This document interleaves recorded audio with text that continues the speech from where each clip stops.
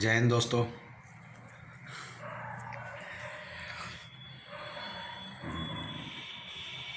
2020 के गुजर जाने की और 2021 के आने की आप सभी को मैं विजय सिंह राठौड़ की तरफ से 2020 के गुजर जाने की शुभकामनाएं और 2021 के आने की बहुत बहुत बधाई। धन्यवाद है, हमें धन्यवाद करना चाहिए उन सभी तमाम लोगों की उन दुआओं का,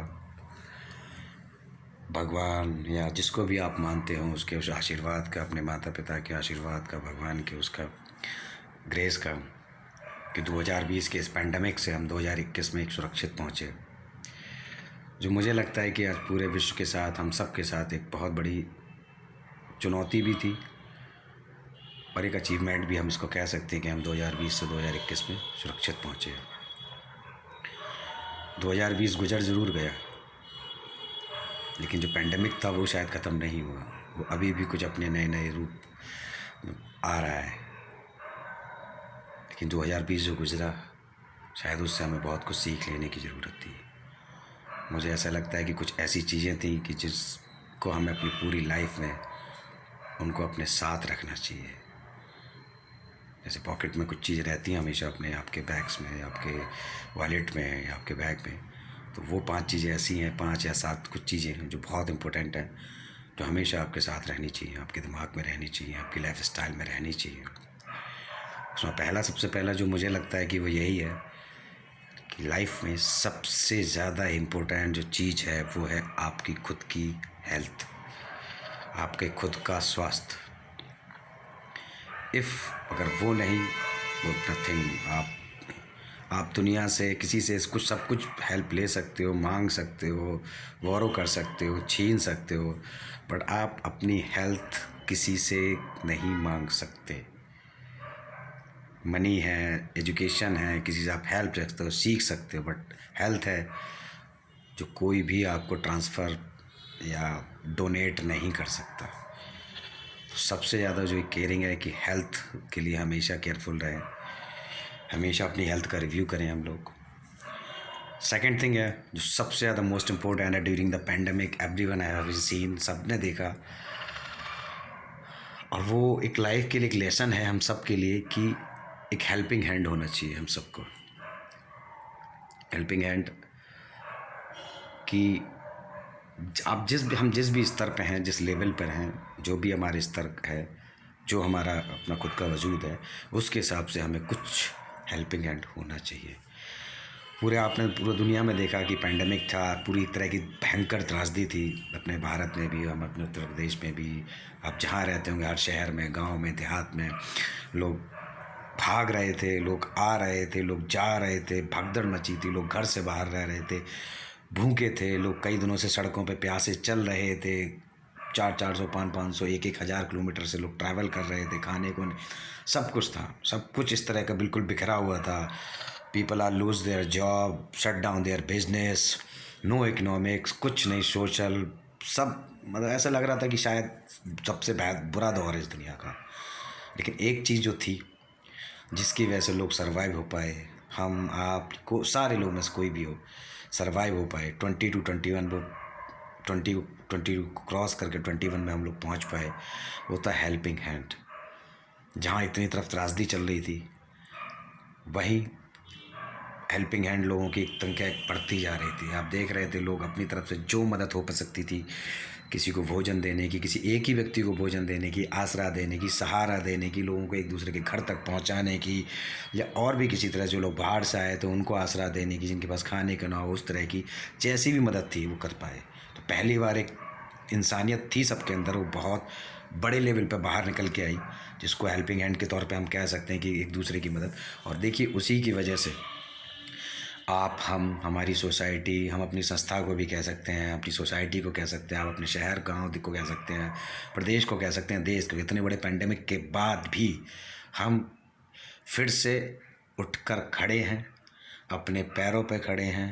हमारा देश, समाज, गांव, हम अब सब कोई अपने पैरों पे फिर से खड़ा हो रहा है। जो लोग नहीं हो रहे वो अभी हो रहे हैं, और फिर से हम उसी रफ्तार से आगे बढ़ने की कोशिश कर रहे हैं, केवल एक ही वजह से, हेल्पिंग हैंड। जब किसी दूसरे को मदद थी तो उसने आपकी सहायता की, कभी आपको जब आपको मदद की जरूरत पड़े तो कोई ज़रूर सहायता करेगा। तीसरी चीज़, जो गवर्नमेंट बॉडीज़ थी या हैं, या ऐसी संस्थाएं PSUs जितनी भी थी, जिन पे एक मीडियम क्लास या मीडियम से भी अपर सेक्शन का भरोसा बहुत कम रहता है।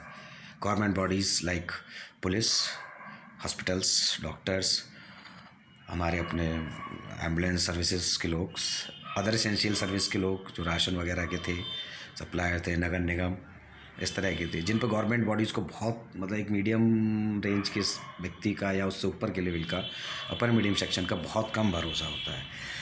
क्योंकि हम हमेशा पुलिस को एक अलग चेहरे से देखते हैं, सर गवर्नमेंट हॉस्पिटल्स को एक अलग नज़रिए से देखते थे, लेकिन पहली बार शायद आपको पुलिस का इतना मानवीय चेहरा देखने को मिला कि वर्दी का रंग तो भले से वो खाकी था, लेकिन इस बार कुछ नया था उसमें, उनके बोलने में, उनके बात करने में, उनके आपसे ट्रीट करने में, उनके आपकी हेल्प करने में। आप देखिए उन्होंने ऐसा कौन सा काम था जो नहीं किया पुलिस ने। पानी पिलाया लोगों को, भोजन सप्लाई किया उन्होंने, व्यवस्था की लोगों के जाने की, कोई भूला भटका था उसको व्यवस्था की जाने की, आसरा जो बने थे उनमें पहुंचाया गया। आपको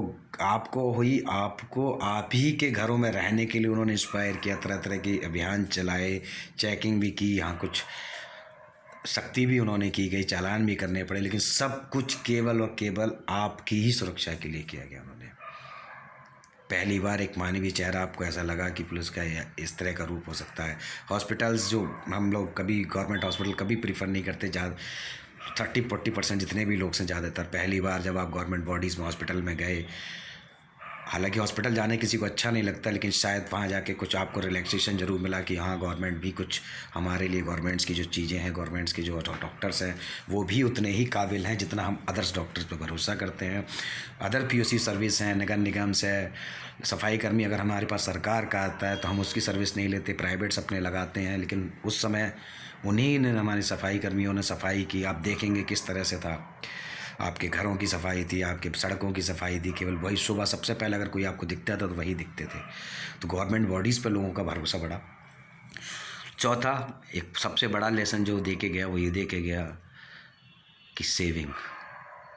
आप कुछ भी कमाते हो, चाहे आप जॉब में हो, आप बिजनेस में हो, आप सेटल में हो, आप हमेशा अपना जो भी अर्निंग है उसका एक पॉइंट हमेशा एक ऐसे समय और ऐसी जगह में हमेशा रखिए, डिपॉजिट में, बैंक में या कहीं भी आप, कि जब आपको इस तरह की पेंडेमिक पड़े तो आपको भागने की ज़रूरत ना पड़े। उस समय सर्वाइवल के लिए आपके पास कुछ अमाउंट हो, कुछ भी हो। सेविंग बहुत ज़रूरी है। जो भी आपकी आय है, अर्निंग है, उसका जितने भी प्रतिशत हो सके, 5%, 10%, मंथली, डेली, वीकली, उसको ज़रूर सेव करें। क्योंकि आप देखते हैं कि अगर ऐसा रहता तो शायद, क्योंकि एक जनरल होता है कि डेली कमाने या किसी भी तरह सैलरीड पर्सन हमेशा सब कुछ फिक्स रहता है कि इतना इतना इतना। सेविंग्स भी होती है, बट वो सेविंग भी प्लान्ड होती है कि ये निकालूंगा मैं वहाँ खर्च करूँगा, ये निकालूंगा वहाँ खर्च करूँगा। लेकिन एक जो अनप्लान्ड सेविंग है वो आपके पास ज़रूर होनी चाहिए, ताकि जब आपके पास इस तरह की अनप्लान्ड सिचुएशन आए तो उसको हम ज़रूर कवर कर सकें। चौथी और पाँचवीं चीज़ सबसे ज़्यादा इम्पोर्टेंट थी, वो थी क्लीनिंग। पैंडेमिक में बार बार हाथ धोना, लोग 2-2 बार नहाते थे, घर से जाने के बाद नहाते थे, आने के बाद नहाते थे, कुछ छोटा लेने के तो भी नहा रहे हैं, सैनिटाइज़र यूज़ कर रहे हैं, हाथ धो रहे हैं, बार बार अपना मतलब क्लीन रखने की कोशिश कर रहे हैं ताकि कोई बार। यही एक्टिविटी मैं आपको बताऊं, हम लोगों को बचपन से ही सिखाई जाती। घर से बाहर जाएं, घर से बाहर से आएँ, हाथ धोएं, शरीर को धोएं, क्योंकि ज़रूरी नहीं था वो, ये पैंडेमिक भले से एक वायरस के तौर पे था, लेकिन एक सोशल मैसेज था कि बाहर की जो गंदगी है उसको बाहर छोड़ें, अपने घर में, अपने वर्किंग कल्चर में उसको ना लाएं, उस तरह से ना लाएं। क्लीनिंग बहुत ज़रूरी है, आपको अपने घर की, कल्चर की, सफाई की, खुद की, हैंड वॉश या इस तरह से। ताकि आप रहेंगे, क्लीन रहेंगे, आपका हेल्थ फिट रहेगा, आप जो भी काम करते हैं उसको बेहतर तरीके से करें, एनर्जीफुल रहेंगे, बेहतर तरीके से कर पाएंगे। अगर आप अर्निंग्स में हैं, ज़्यादा अर्निंग कर पाएंगे, सेविंग कर पाएंगे, आपके पास एक कॉन्फिडेंस रहेगा। जब आपका खुद कॉन्फिडेंस रहेगा तो आप कुछ और लाइफ में कुछ नया बिजनेस हो, नया कुछ करने की सोचेंगे। जब आप कॉन्फिडेंट ही रहेंगे अपने फ्यूचर के लिए तो बहुत होगा। तो मुझे लगता है ये 4-5 चीज़ें हैं जो हमें कैरी फॉरवर्ड करनी चाहिए अपनी लाइफ में। बिल्कुल है। 2021 आ ही गया है, आज का दिन निकल गया है, 2021 की शाम भी गुजर चुकी है। 2021 के लिए मेरी आपको बहुत बहुत बधाइयाँ हैं। प्रे करूँगा मैं, हम एक दूसरे के लिए प्रे करें, सब सुरक्षित रहें। पहला, जो भी आपका हमारा खुद का रूटीन हो, हम जॉब में हों, हम बिज़नेस में हों, हम स्टूडेंट हों, हम होम मेकर हों, हम या कोई भी हो, जो भी अपने घर में है, हमारी फैमिलीज़ हो, जो चाहे माता पिता हो, माँ हो, वाइफ्स हों या कुछ भी हो, हाउस वाइफ्स हों या कोई भी इस फील्ड में हो, इस साल अपने उस जो भी उनका अपना कुछ है उसको और बेहतर तरीके से कर पाएंगे, एक स्टेप बढ़ा के। तो मेरा यही कहना है कि जो भी आपका कुछ है, जो भी आप करते हैं, जो भी आप कर रहे हैं, उसको और बस बेहतर बनाने की तरह से करिएगा। क्योंकि आप खुद को बेहतर बनाने का प्रयास करिएगा, आप खुद को बेहतर बनाएंगे, आपका काम बेहतर होगा, आप जहाँ काम करते हैं, जो काम करते हैं वो बेहतर होगा, आपका संस्था समाज बेहतर होगा, आपका क्षेत्र बेहतर होगा, आपका प्रदेश बेहतर होगा, शहर बेहतर होगा, प्रदेश बेहतर होगा तो देश बेहतर वैसे ही हो जाएगा। क्योंकि कोई भी सिस्टम, कोई भी कंट्री, कोई भी स्टेट परफेक्ट नहीं होता, परफेक्ट हमें खुद ही बनाना पड़ता है। तो टू रिस्पॉन्सिबल, थोड़ा सा फोकस, थोड़ा सा रिस्पॉन्सिबल बनिए, अपने लिए बनिए, केवल अपने लिए बनिए। आप अपनी ही जिम्मेदारी खुद ले लीजिएगा, मैं आपको बताता हूँ, आप देखेंगे ऑटोमेटिक चेंज हो जाएंगे। ज़्यादा है, अपने परिवार की जिम्मेदारी निभा लीजिए, अच्छे से लोगों को निभाइए। जो भी आपके पास हैं, आपके पास 1 हैं, 1000 हैं, 5 हैं, 10 हैं, उनको अपने साथ जोड़ के रखिएगा।